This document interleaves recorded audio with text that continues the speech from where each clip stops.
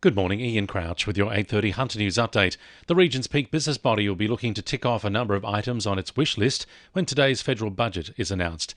In addition to more job seeker funding, Business Hunter also wants measures put in place to bring down energy prices.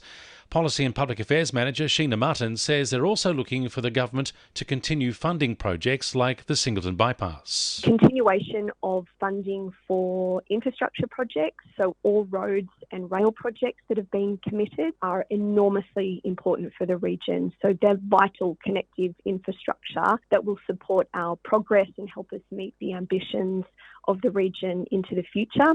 Meanwhile, the Committee for the Hunter is urging Treasurer Jim Chalmers to invest in social and affordable housing in the region. CEO Alice Thompson says a $500 million fund is needed to address the housing crisis and progress road projects which are holding up the construction of 40,000 homes. Fears are growing for the welfare of a missing Sydney teenager who may have travelled to Newcastle. 14-year-old Kimberly Williams hasn't been seen since leaving her Annandale home last Friday morning. Kimberly is described as being of Caucasian appearance, about 170 centimetres tall, with distinctive coloured hair, with half coloured bright pink and the other half coloured green. She was last seen wearing a school uniform, a blue jacket and light blue polo top. We've posted Kimberly's photo on the 2NURFM Hunter News Facebook page. Beachgoers, boaters and rock fishermen in the Hunter are being warned to stay well clear of the water again today. A hazardous surf warning remains in place for most of New South Wales as a low-pressure system tracks offshore along the coast.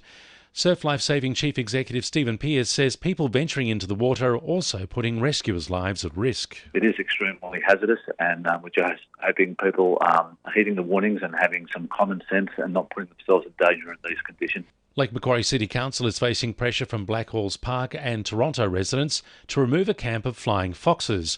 Council has developed an 8-year plan to restore a 7-hectare site south of Fennell Crescent at Blackhaw's Park into a seasonal habitat for flying foxes. Locals have made complaints about the noise and smell created by the animals, claiming they carry infectious diseases which may be harmful to residents and their children and pets.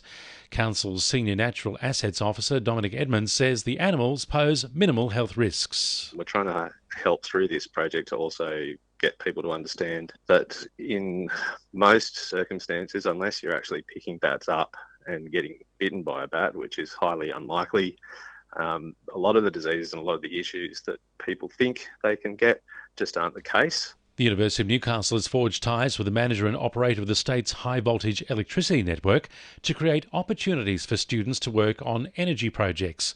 The Memorandum of Understanding with Transgrid is the first step in developing cadetships, scholarships, research and employment opportunities for electrical engineering students. The MOU also includes upskilling people from the mining and power generation industries, which is seen as being crucial to developing clean energy projects over the next decade. 2NURFM Sport. The Knights are determined to make amends for their poor performance against the Eels just over a week ago as they prepare to tackle the informed Titans at home on Sunday. Despite reports most of the team spent the bye week in Bali, only Bradman Best took up that option. Others took a short break away with family while several stayed home to continue training. Forward Tyson Frizzell says defence will be a big focus during training this week. An area leaking 40-something points against a side like that, it's something that we try to get out of our game. We'll review it today. We haven't been able to review that para game, but defence is probably at the forefront of our minds this week. The preliminary rounds of the Australia Cup National Football Competition kick off tonight. Belmont Swansea go up against fellow second-tier side Singleton at Blacksmiths Oval from 7:30. And the Boomers are insisting former Hunters junior Ben Simmons is not out of contention for the Men's Basketball World Cup later this year.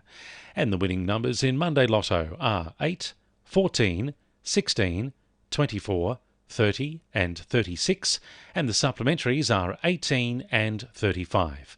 And now you're up to date with the latest 2NURFM Hunter News.